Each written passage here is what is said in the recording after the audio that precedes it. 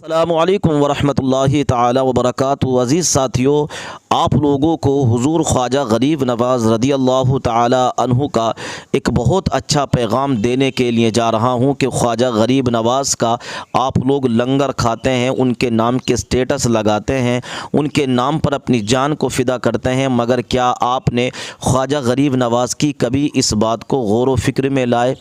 ख्वाजा गरीब नवाज़ इरशाद फरमाते हैं कि जो इंसान पाक रहता है और रात को बावुज़ू यानी वुज़ू के साथ अपने बिस्तर पर लेटा करता है, फरमाया गया अल्लाह तबारक व ताला का हुक्म होता है कि ए फ़रिश्तों मेरे इस बंदे की हिफाजत करो।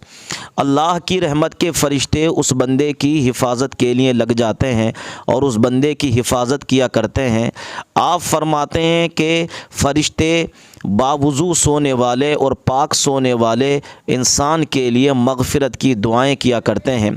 जब वो इंसान सो जाता है, उसके जिस्म से जब रूह निकलती है, यानी जब सोता है रूह निकलती है, तो अब उस इंसान की रूह जब आसमानों पर पहुंचती है, अल्लाह तबारक व ताला फ़रिश्तों को हुक्म देता है कि इसकी रूह का इस्तक़बाल करो।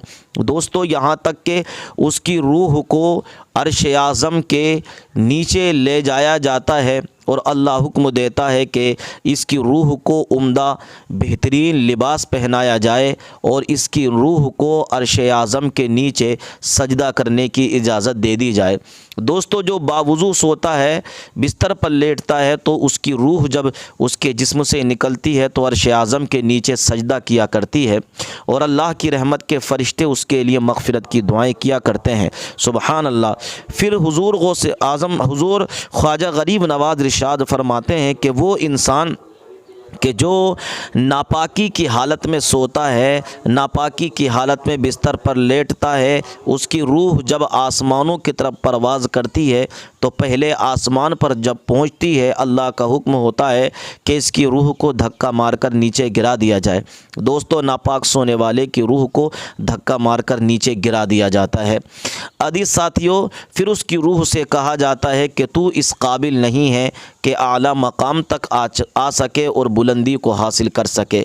अजीज़ साथियों, तो वुज़ू के साथ रहना, पाक रहने की कितनी बड़ी फ़जीलत है कि अगर बंदा पाक व साफ़ रहता है तो अल्लाह की रहमत के फ़रिश्ते उसके लिए मग़फ़िरत की दुआएं किया करते हैं। इसलिए ज़िंदगी में किस वक्त कहाँ किस टाइम मौत आ जाए, दोस्तों, किसी को पता नहीं है। इसलिए पाक व साफ़ रहने की आदत डालें, अपना लिबास पाक रखें, अपना जिस्म पाक रखें, अपने दिल को साफ़ रखें, अपने रूह को पाक रखें।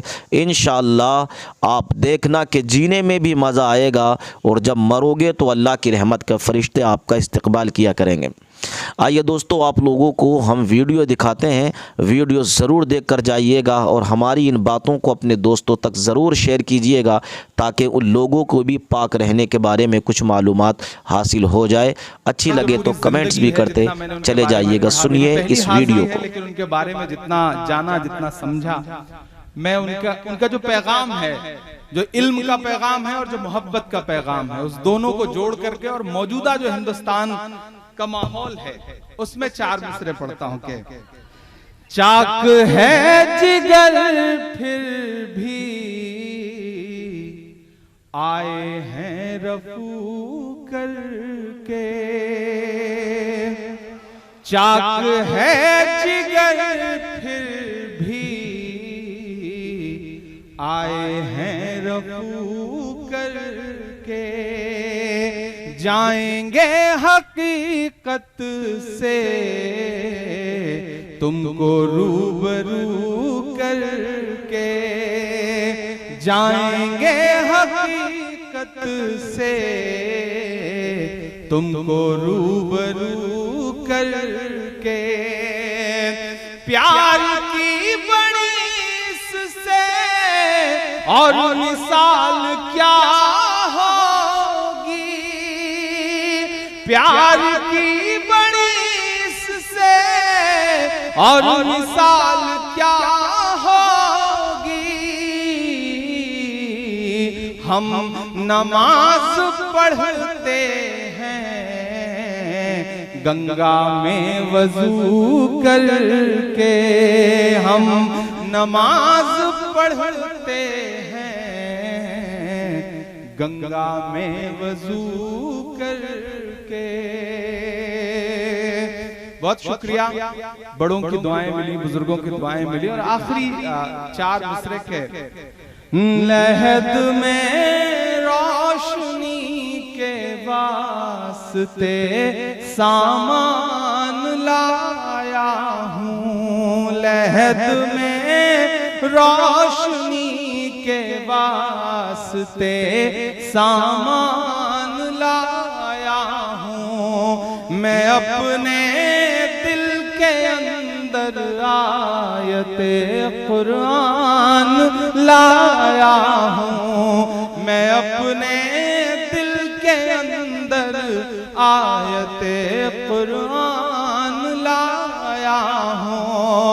खुदा पूछेगा महशर में कि क्या लाया है दुनिया से, मैं कह दूंगा तेरे महबूब पर ईमान लाया हूँ, मैं कह दूंगा तेरे महबूब पर ईमान लाया हूँ। लहद में रोशनी के वास्ते सामान लाया हूँ, लहद में रोशनी के वास्ते सामान लाया हूँ। मैं अपने दिल के अंदर आयते कुरान लाया हूँ। खुदा